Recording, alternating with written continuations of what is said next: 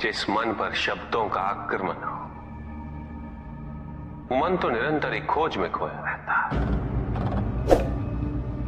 कभी शास्त्रों में, कभी पर्वतों पर, कभी समुद्र के किनारे, तो कभी तीर्थ स्थलों पर, कभी मंदिरों में, कभी वन में। किंतु जो वो खोज रहा होता है वो कभी मिलता नहीं, क्योंकि मन तो अभी भी स्थिर नहीं। वो व्यक्ति जहां भी रहे पुत्र, जहां भी जाए और जहां भी खोजे। तुमने भी सदैव शब्दों पर ध्यान दिया है कार्तिक, भले ही वो मेरे शब्द हो या किसी और की। तुम्हारी प्रतिक्रिया तो उन शब्दों पर ही आती, और जो मन केवल शब्दों को सुनता है वो उसके निहित अर्थ से स्वयं वंचित रह जाता। शब्दों की सत्यता को समझने के लिए, उनकी अनुभूति के लिए मन में शांति के साथ साथ रिक्तता भी अनिवार्य है, शून्यता भी अनिवार्य है। मन में इतना स्थान होना चाहिए पुत्र कि वो शब्दों के परे पहुंचने की यात्रा कर सके। किंतु मन कभी शून्य नहीं रहता, रिक्त नहीं रहता। वो सोचता है कि शब्दों का आधिक्य ही ज्ञान अर्जन है, शब्दों से ही ज्ञान है, इसलिए शब्दों का संचय करता रहता है। मन ये नहीं जानता कि परम ज्ञान तो शब्द अतीत है, एक अनुभूति जिसे शब्दों से बांधना असंभव है। शब्दों का अपना मूल्य क्या है कार्तिक? कुछ भी नहीं। जब भी कोई ईश्वर का नाम लेता है तो क्या ईश्वर मात्र एक शब्द में ही सीमित हो जाते? नहीं, यहां शब्द सत्य नहीं, सत्य है वो अनुभूति जो इन शब्दों में विद्यमान है। यदि शब्द ही सत्य होते तो मात्र भोजन कह देने से व्यक्ति की क्षुधा शांत हो जाती। इसीलिए माता शब्दों की नहीं पुत्र, उस अनुभूति की है जो उन शब्दों से संबद्ध है। यदि शब्द नहीं भी होते तो भी ईश्वर अवश्य होते। यदि शब्द नहीं भी होते तो सुख और दुख की अनुभूति अवश्य होती, जल की शीतलता की अनुभूति होती, सूर्य की ऊष्मा और चंद्र की शीतलता की अनुभूति होती, प्रेम की अनुभूति होती। किंतु यदि अनुभूतियां ना हो तो शब्द निरर्थक है। शब्दों से तृप्त हो जाना ज्ञान का अंत है, अज्ञानता का प्रारंभ है। ज्ञानी वही है जिसके पास अनुभूतियां, अनुभव, और उसके लिए मन को शांत व रिक्त तो करना ही पड़ेगा पुत्र।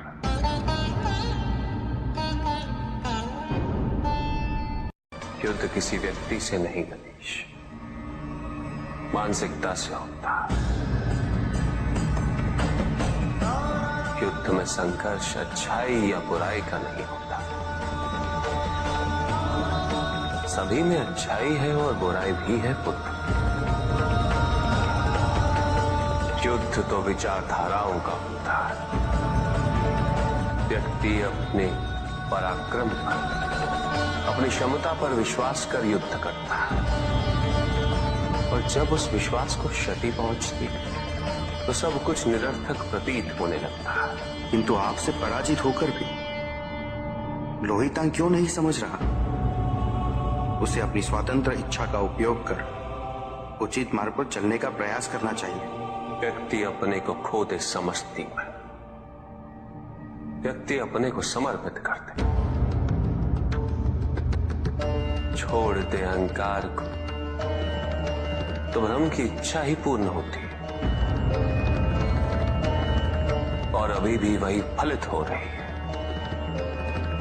ऐसा नहीं है कि हम उससे भिन्न फलित करा लेंगे, लेकिन व्यक्ति भिन्न फलित कराने में लड़ेंगे, टूटेंगे, नष्ट हो। एक नदी में एक बार बाढ़ आ गई पुत्र। दो छोटे से तृण उसमें बह रहे थे और उसमें से एक नदी में तिरछा पड़ गया और वो बाढ़ को रोकने का प्रयास कर रहा था। वो अत्यंत ऊंचे स्वर में कह रहा था कि नदी को आगे नहीं बढ़ने देगा। यद्यपि नदी तो बस बढ़ती ही जा रही थी। वो फिर ऊंचे स्वर में यही कह रहा था कि मैं इसे अवश्य रोकूंगा, यद्यपि रोक नहीं पा रहा था। नदी को तो उसके संघर्ष का कुछ भी पता नहीं चल रहा था, किंतु नदी को उसके होने या ना होने से क्या अंतर। उस कण के लिए तो यह अत्यंत महत्वपूर्ण था। उसका जीवन तो संकट में था।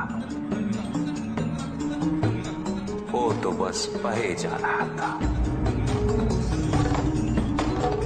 वो जहां भी पहुंचता, किंतु उससे पहुंचना तो संघर्ष करके ही था।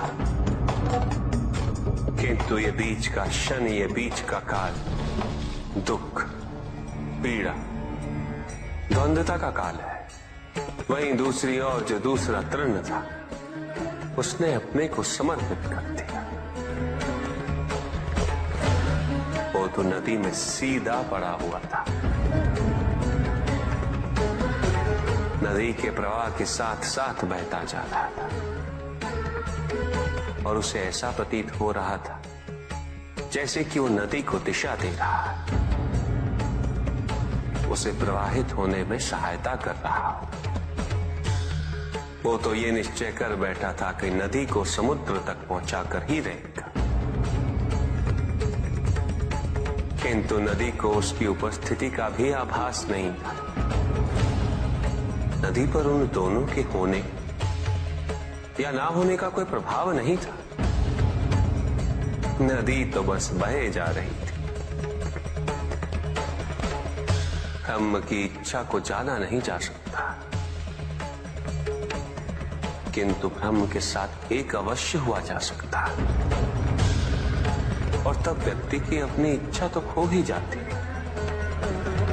केवल उसकी इच्छा ही शेष रह जाती है। द्वैतांग को अपनी आगे की यात्रा पूरी करने हेतु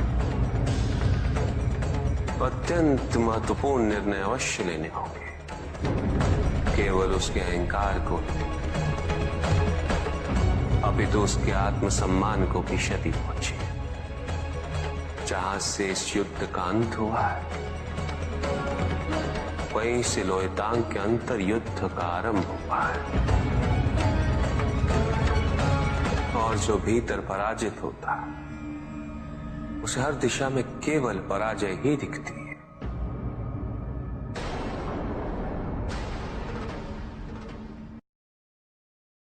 एक प्रश्न पूछ सकता हूं? अवश्य ऋषि कश्यप। जहां प्रश्न नहीं वहां जिज्ञासा नहीं, और जहां जिज्ञासा नहीं होती वहां ज्ञान की वृद्धि नहीं हो सकती। निसंकोच होकर पूछिए। प्रभु, आप तो कालोपरी हैं, सर्वज्ञ हैं, त्रिकालदर्शी हैं।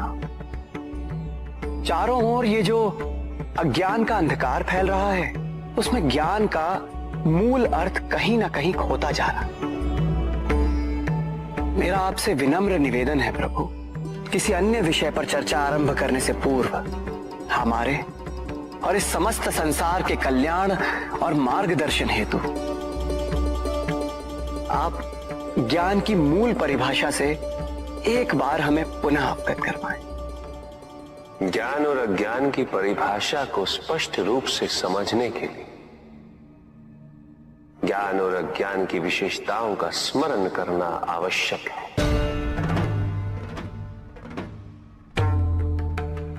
जिसके कारण स्वार्थ, विनाश, क्रूरता, अशांति और भय में वृद्धि हो।